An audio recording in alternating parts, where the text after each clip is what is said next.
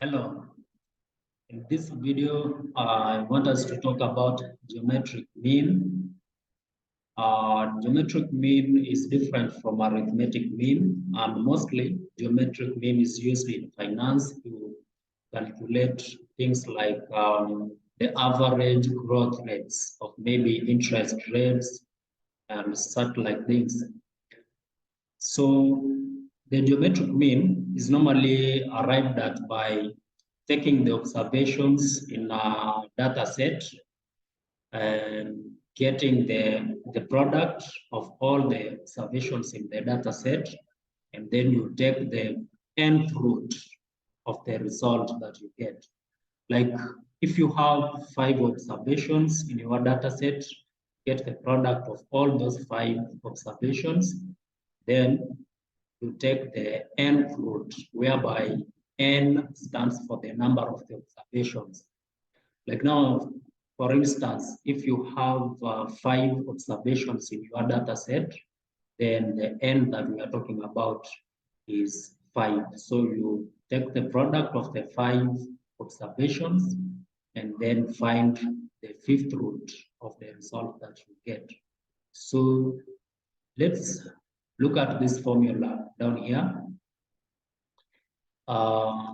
This is the formula for finding geometric mean. Sometimes geometric mean is denoted by GM, which stands for geometric mean. This is what we do.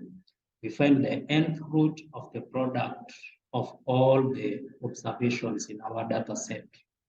And this can also be written this way. Nth root can be written like this. So you write the product of all the observations in the data set, then raised to power 1 over n. This is the same as this, the same as this sign we have here, the same thing. So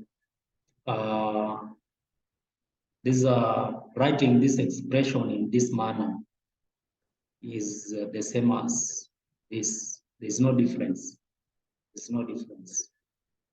So let us go straight to an example that we have here. As you can see, we have an example here which says that you're interested in the average voter turnout of the past 5 US elections. You've gathered the following data, then you have tabulated it here. So look at this table. You have the year from 2000, 2004, 2008, 2012, 2016, and this is the voter turnout in percentages. So we start with 50.3% all the way to 60.1% in the year 2016. So we are interested in finding the geometric mean. This is what we do here. First of all, our n is 5, because as you can see from our data here, we have 5 years from 2000, like that, 2004, 2008, 2012, 2016. These are 5 observations. So our n is 5. So this is because in the formula you can see here, inside here we have x1 times x2 times x3 all the way to times xn. So the xn is the last observation. So you can see here we have x1 is that observation there. This is x2, this is x3, this is x4, x5. So our geometric mean will be, you can see here, 5th root, because our n is 5, 5th root, and then inside there we have the product of all the observations, the x1, x2, x3, x4, and x5.